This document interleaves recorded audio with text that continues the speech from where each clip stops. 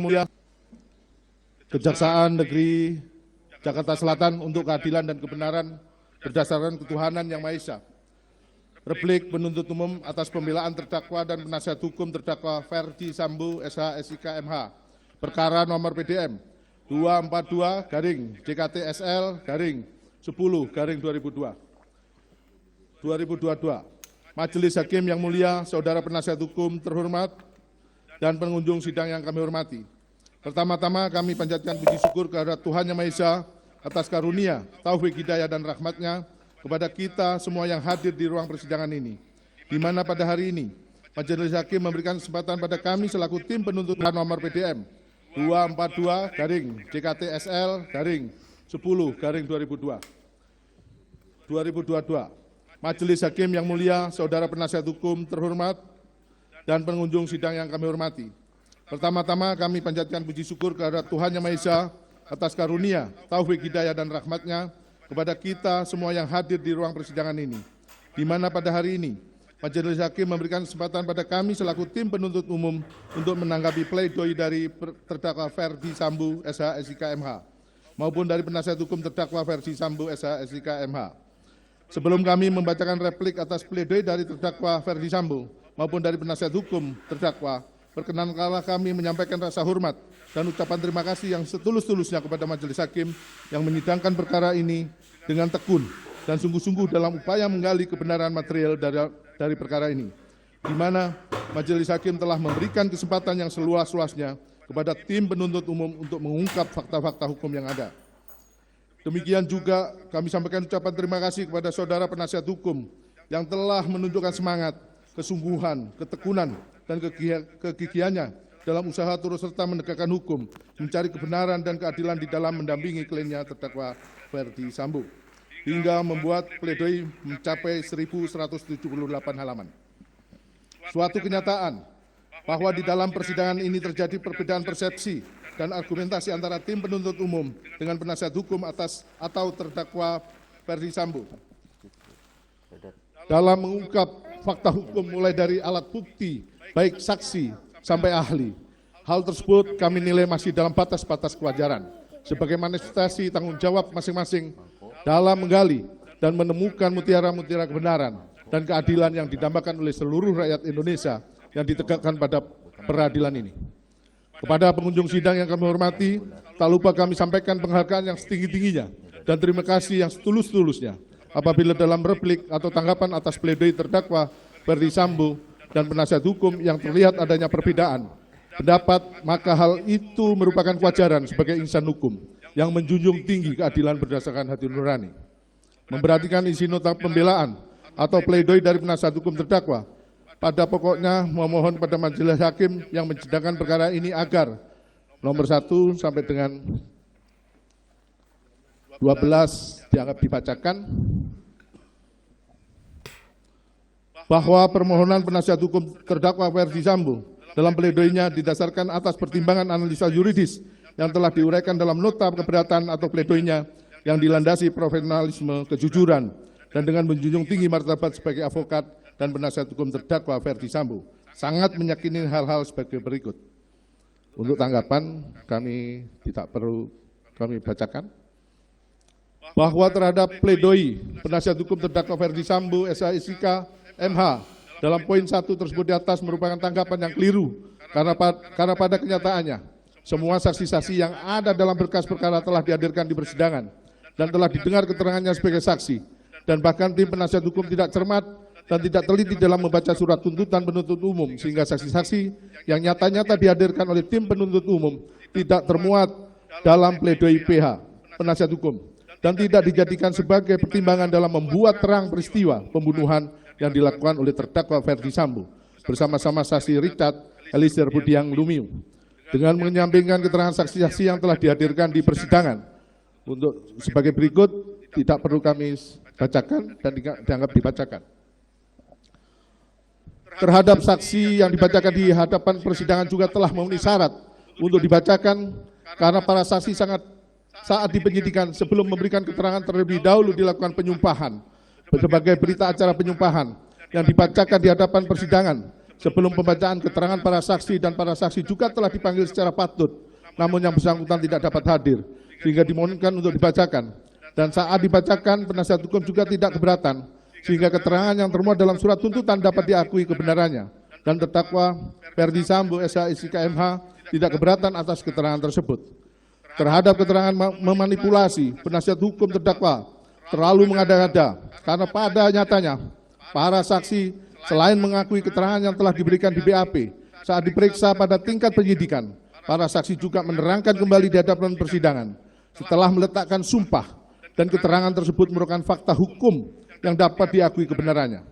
Demikian juga dengan para ahli sebelumnya telah memberikan keterangan pada saat penyidikan yang sebelumnya dilakukan penyumpahan berdasarkan berita acara penyumpahan, dan saat memberikan keterangan para ahli terlebih dahulu meletakkan sumpah sebelum memberikan keterangan, dan para ahli juga tegas menyatakan bahwa keterangan yang ada dalam BAP dalam berkas perkara mencakup keterangan sebagaimana keterangan yang ahli berikan dalam persidangan.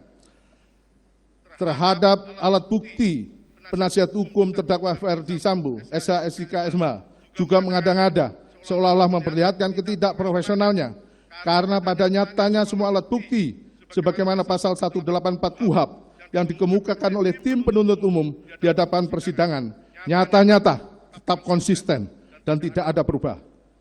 Lagi-lagi, penasihat hukum terdakwa memperlihatkan ketidakprofesionalnya dalam mempertahankan hak kliennya, sehingga menyatakan alat bukti yang dikemukakan oleh tim penuntut umum adalah alat bukti yang tidak sah, padahal nyata-nyata para saksi mengangkat sumpah sebelum memeriksa memberikan keterangan. Demikian juga halnya dengan ahli serta petunjuk yang ada. Dan terdakwa Ferdi Sambo SH SIK MH saat memberikan keterangan mulai dari penyidikan sampai memberikan keterangan di hadapan persidangan didampingi oleh penasihat hukum, sehingga keterangannya merupakan keterangan yang benar dan merupakan fakta hukum yang dapat diakui kebenarannya. Dan terhadap barang bukti yang dihadirkan di persidangan adalah barang bukti yang sah, karena barang bukti tersebut kesemuanya telah dilakukan penyitaan dan telah ditetapkan dalam penetapan penyitaan oleh pengadilan negeri yang berwenang. Untuk itu, sehingga barang bukti itu pun merupakan barang bukti yang sah. Terhadap surat dakwaan dan surat tuntutan yang berdasarkan keterangan dari saksi Richard Eliezer Budiang Lumiu, lagi-lagi penasihat hukum terdakwa Ferdi Sambo SH SIK MH memperlihatkan sikap ketidakprofesionalnya dan bahkan tidak mampu mempertahankan hak kliennya, yakni terdakwa Ferdi Sambo. Bahkan penasihat hukum ikut berkontribusi dan mempertahankan kebohongan yang dibangun oleh terdakwa Ferdi Sambo SH SIK MH. Jelas-jelas dan nyata yang sudah tidak dapat terbantahkan lagi dan merupakan fakta hukum, terdakwa Ferdi Sambo melakukan persiapan perencanaan sejak di rumah Saguling 3 hingga pelaksanaan eksekusi di rumah Duren 346. Keterangan tersebut merupakan keterangan yang diperoleh dari saksi Richard Eliezer Budiang Lumiu yang membuat terang peristiwa pembunuhan kepada korban Nofriansyah Yosua Huta Barat. Hal tersebut juga secara nyata dan pasti diakui oleh penasihat hukum. Hanya saja penasihat hukum terdakwa Ferdi Sambo berusaha untuk tidak mau tahu dan bahkan berusaha untuk memberikan masukan kepada terdakwa Ferdi Sambo demi kepentingan terdakwa Ferdi Sambo dengan tujuan agar perkara tersebut tidak terungkap secara terang. Bahkan penasihat hukum juga ikut proaktif saat dilakukan rekonstruksi, baik di saat penyidikan maupun pada saat pemeriksaan lapangan yang dihadiri oleh Ketua Majelis Hakim yang memimpin penanganan perkara ini. Sehingga patut diduga bahwa peristiwa tersebut nyata-nyata sangat dipahami oleh penasihat hukum terdakwa Ferdi Sambo SH SIK MH. Mohon dilanjutkan.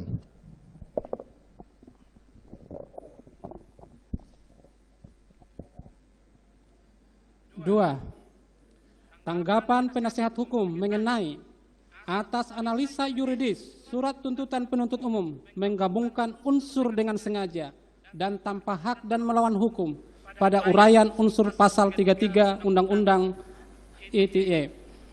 Penasehat hukum terdakwa Ferdi Sambo lagi-lagi tidak profesional karena tidak paham dalam menguraikan unsur-unsur pasal-pasal yang sudah termuat secara limitatif dalam perundang-undangan, secara nyata dan tegas dalam pasal 33 Undang-Undang nomor 19 tahun 2006 perubahan atas Undang-Undang Nomor 11 Tahun 2008 tentang informasi dan transaksi elektronik dengan unsur yaitu A. Setiap orang. B. Dengan sengaja dan tanpa hak atau melawan hukum. C. Melawan tindakan apapun yang berakibat terganggunya sistem elektronik dan atau mengakibatkan sistem elektronik menjadi tidak bekerja sebagaimana mestinya. Bahwa sudah jelas dan tegas terdakwa Ferdy Sambo setelah melakukan pembunuhan berencana lalu meminta saksi Hendra Kurniawan dan kawan-kawan untuk melakukan pengecekan CCTV dengan tujuan untuk dimusnahkan. Dan bahkan dalam persidangan yang merupakan fakta hukum hasil rekaman CCTV yang dikehendaki oleh terdakwa Ferdy Sambo dihancurkan tujuannya agar perkara ini menjadi tidak terang. 3. Tanggapan penasihat hukum mengenai penuntut umum telah berasumsi liar bahwa munculnya kehendak terdakwa untuk membunuh korban setelah terdakwa mendapatkan informasi melalui telepon dari saksi Putri Chandrawati. Penasihat hukum terdakwa Ferdy Sambo keliru bahkan menampakkan fakta persidangan nyata-nyata, jelas dan tegas.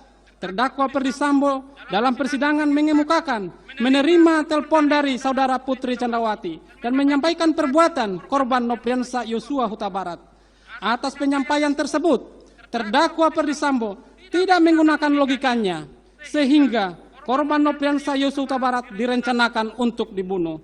Bahkan bekerja sama dengan saudara Putri Chandrawati, saksi Kuat Maruf, saksi Ricky Rijal Wibowo, saksi Richard Eliezer Pudihang Lumiu. Artinya, peristiwa pembunuhan tersebut dikehendaki oleh terdakwa Ferdy Sambo. Hal tersebut sudah tidak terbantahkan lagi karena kenyataannya terdakwa Ferdy Sambo kerap kali menggunakan akan bertanggung jawab atas peristiwa tersebut.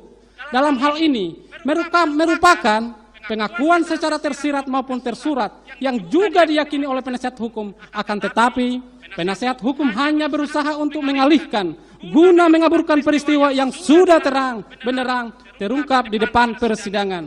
4. Tanggapan penasihat hukum mengenai terdakwa tidak pernah melakukan penembakan kepada korban. Penasihat hukum terdakwa Ferdy Sambo benar-benar tidak profesional, tidak berpikir konstruktif. Logika berpikirnya terkalahkan oleh omisinya yang berusaha untuk mengaburkan fakta hukum yang sudah terang benderang di hadapan persidangan. Jelas dan nyata-nyata, saksi Richard Eliezer Pudihang Lumiu tegas, jelas, dan tidak diliputi dengan kebohongan menyampaikan bahwa terdakwa Ferdy Sambo mengatakan hajar cat. Bahasa terdakwa Ferdy Sambo dan oleh saksi Richard Eliezer Pudihang Lumiu dengan bahasa woi kau tembak cepat, cepat woi kau tembak. Kemudian saksi Richard Eliezer Pudihang Lumiu menembak korban Nopriansa Yosua Huta Barat dengan menggunakan senjata api jenis Glock 17 hingga terjatuh. Lalu terdakwa Ferdy Sambo menghampiri korban Nopriansa Yosua Huta Barat yang sudah terjatuh dan menggunakan senjata api menembak ke arah korban yang dapat dipastikan bahwa terdakwa Ferdy Sambo ikut menembak. Sehingga apa yang dikemukakan oleh penasihat hukum yang mengacu kepada keterangan saksi Ricky Rijal Wibowo dan saksi Kuat Maruf tidak dapat dijadikan sebagai acuan karena kedua saksi tersebut merupakan anak buah terdakwa Ferdy Sambo yang kerap kali membuat keterangan-keterangan yang tidak jujur bertujuan mengaburkan peristiwa pembunuhan berencana tersebut. 5.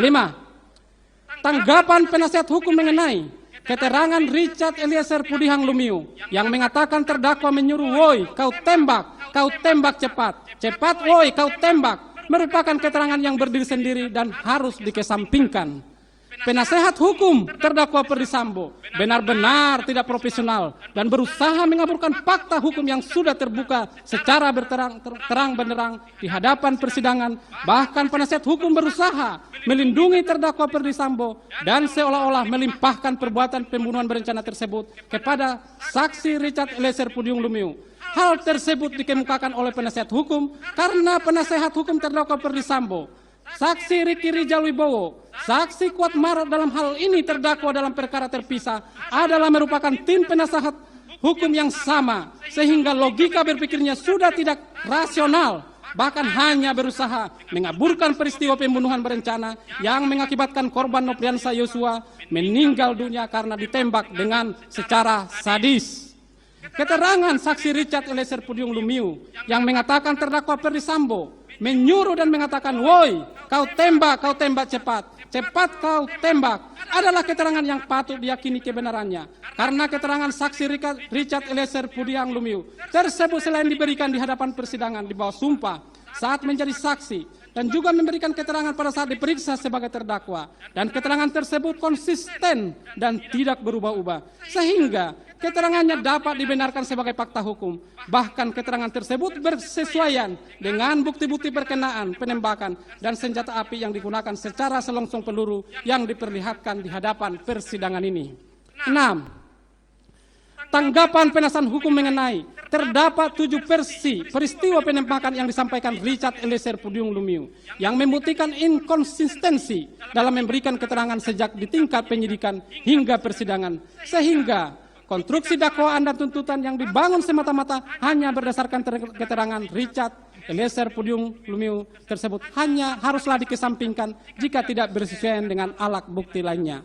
Penasehat hukum terdakwa Ferdy Sambo benar-benar tidak profesional dalam fakta persidangan saat peristiwa penembakan mulai dari direncanakan peristiwa pembunuhan berencana di Rumah Saguling 3 lantai 3 hingga pelaksanaan eksekusi terhadap korban Nopriansa Yosua Huta Barat di rumah dinas Duren 346 yang terlibat langsung hanyalah terdakwa Ferdy Sambo dan saksi Richard Eliezer Pudium Lumiu yang mengetahui secara pasti peristiwa tersebut. Akan tetapi terdakwa Ferdy Sambo sebagai orang yang merencanakan intelektual dader berusaha mengaburkan fakta dengan cara tidak berterus terang atau tidak jujur. Hal tersebut didukung oleh tim penasihat hukum dalam membela kepentingan terdakwa Ferdy Sambo. Keterangan saksi Riki Rijal Wibowo dan saksi Kuat Maruf yang dijadikan landasan oleh penasihat hukum merupakan keterangan yang tidak dapat diakui kebenarannya sehingga patut untuk dikesampingkan karena keterangannya mengandung ketidakjujuran dan merupakan pengikut setia terdakwa Ferdy Sambo.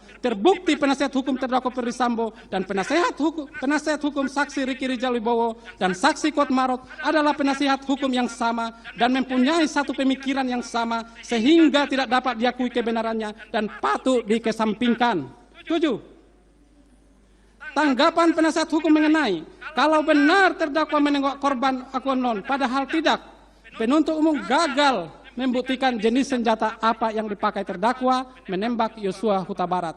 Tanggapan penasihat hukum terdakwa Ferdy Sambo pada poin ini sangat keliru dan tidak benar. Dalam tanggapannya, penasihat hukum yang mengikuti persidangan selama ini tidak fokus atau gagal fokus dalam mengikuti persidangan sehingga berpendapat seperti tersebut di atas. Pada fakta yang menyaksikan secara langsung nyata terhadap peristiwa penembakan adalah terdakwa Ferdy Sambo bersama-sama saksi Richard Eliezer Pudium Lumiu. Meskipun saat peristiwa tersebut terjadi ada saksi Riki Rijal Wibowo dan saksi Kuat Maruf dan saudara Putri Chandrawati, akan tetapi ketiga orang tersebut dikondisikan seolah-olah tidak mengetahui kejadian peristiwa tersebut.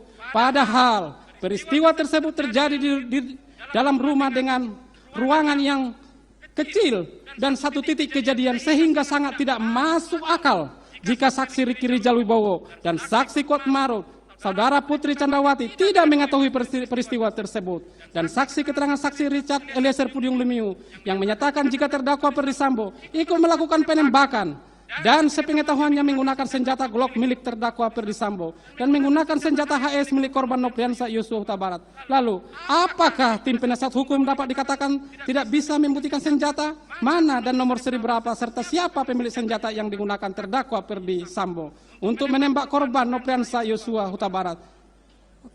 Tentu yang dapat menjawab hal tersebut adalah terdakwa Ferdy Sambo dan saksi Richard Eliezer Pudium Lumiu sebagai pelaku material karena terlibat secara langsung menembak korban Nopriansa Yosua Huta Barat. Dan dalam hal ini saksi Richard Eliezer Pudium Lumiu yang dapat diakui keterangannya sebagai keterangan yang benar. Faktanya terdakwa Ferdy Sambo menembak sehingga penembakan yang dilakukan terdakwa Ferdy Sambo patut diduga terlebih dahulu menembak korban Nopriansa Yosua Huta Barat lalu menembak dinding tujuan menciptakan situasi tembak-menembak dengan menggunakan alat. Tentunya alat yang dimaksud adalah senjata api. 8. Tanggapan penasihat hukum mengenai terdakwa terbukti secara sah dan meyakinkan tidak menembak korban Yosua Huta Barat. Asumsi penuntut umum dalam surat tuntutannya paragraf 3 halaman 603, paragraf 1 halaman 644, dan paragraf 2 halaman 684 sampai dengan 685 yang menuduh terdakwa menembak korban harus dikesampingkan yang mengenai 1. Pistol HS tidak digunakan terdakwa untuk menembak korban. 2. Tidak ada saksi yang melihat terdakwa menembak korban. 3. Terkonfirmasi yang menembak dan membunuh korban adalah Richard Eliezer Pudiang Lumiu. Tanggapan penasihat hukum terdakwa Perdisambo, pada poin ini sangat keliru dan tidak benar. Fakta sidang terungkap dari keterangan saksi Richard Eliezer Pudiang Lumiu bahwasannya terdakwa Perdisambo ikut menembak dan selain menembak korban Nopriansa Yosua Huta Barat, terdakwa Perdisambo juga menembak dinding guna menciptakan situasi tembak-menembak agar menciptakan alibi terjadi tembak-menembak. Hal tersebut jelas tegas jika terdakwa Perdisambo